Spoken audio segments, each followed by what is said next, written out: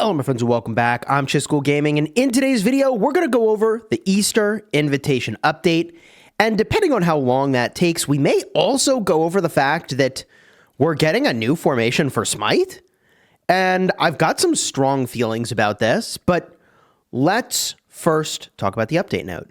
I actually have not read this yet or even glanced through it, so let's get started. The Easter invitation on 4/10 at 6 UTC. Servers are down for 3 hours. What are we getting? The Easter event series. Okay. Esmeralda's Prayer, Esmeralda's Collection, Arms Training, Triarch Trouble, Zenith of Power. This is where they had that, like, bull in the city on its back theme, which I thought was pretty cool looking. So I wonder what happened there. Then Team Draw. Oh, my God. Bro, the value in Team Draw for getting commander sculptures has historically been insane. I will almost certainly be maxing Team Draw because that was just so nuts. That's probably my fast pass to actually doing stuff with Siege right there. Besides the materials, which are problematic, but whatever. I'll get them eventually. Here we go. Next up, Lost Kingdom optimizations. Keener Blades. Season of Conquest improvements. This is the new KvK story. When you leave a coalition, your mastery skills will be frozen rather than removed. Oh, God. Yeah, that... Okay. I mean, you leave your alliance all the time to join a new alliance, right? So when you're fighting in KvK, you switch alliance 100 times, easily. You join a coalition that has elite units enhancement, your mastery skills will be unfrozen. All right, whatever. I haven't done that KvK, so... I'll just assume that, I mean, it sounds like a good change. Lost Kingdom Canyon Shop improvements. Replaced Eternal Night blueprints. Wait, hold up. With a blueprint fragment choice chest. Oh. I mean, this is actually a W. It contains Tacitus of the War God, which literally nobody uses, and as far as I can tell is kind of a noob trap. Eternal Night, which, like, is what you should be using, and I think the set legs are a noob trap. And then Ash of the Dawn, which is also what you should be using. So I think this is an awesome change. Huge W. I mean, it's just better. It is actually just better. And why is it that infantry have, like, magically got more patterns for stuff? I couldn't tell you.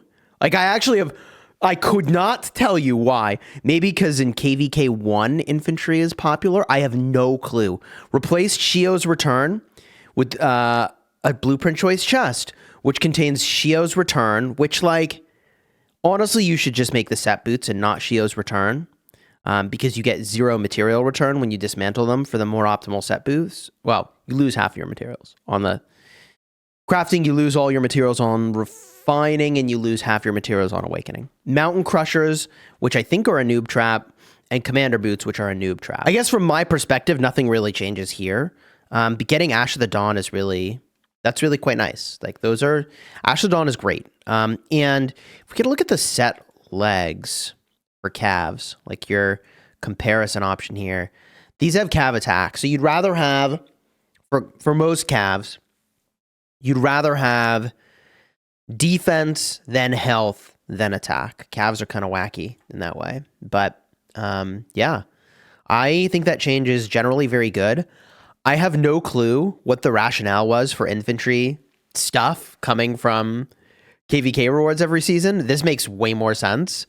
I don't know why I didn't think of that. That's a great change. Up next, Trial of Kau Karuak improvements. Adjusted the difficulty. Okay, from 5 to 4. Less Kau Karuak and less levels of Kau Karuak. Adjusted the opening times for hard and nightmare difficulty, but they don't say in what way. I mean, look, respectfully, we've seen Kau Karuak improvements in the past that did not feel like improvements to players, and that's not controversial. Like, it's really uncontroversial to say. So what I want to see with this change is more crystals sooner. That's what literally every player in the game wants to see. If this translates to less crystals or less season coins and later, then it will be upsetting to players. And that's, like, not a controversial take. That's, like, ask literally any player and they'll say that, right? So this doesn't tell us what way it's going. We'll see. Holy Knight's treasure improvements. This scares me because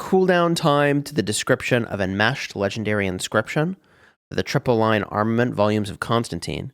Has no actual effect on the inscription, but is worse.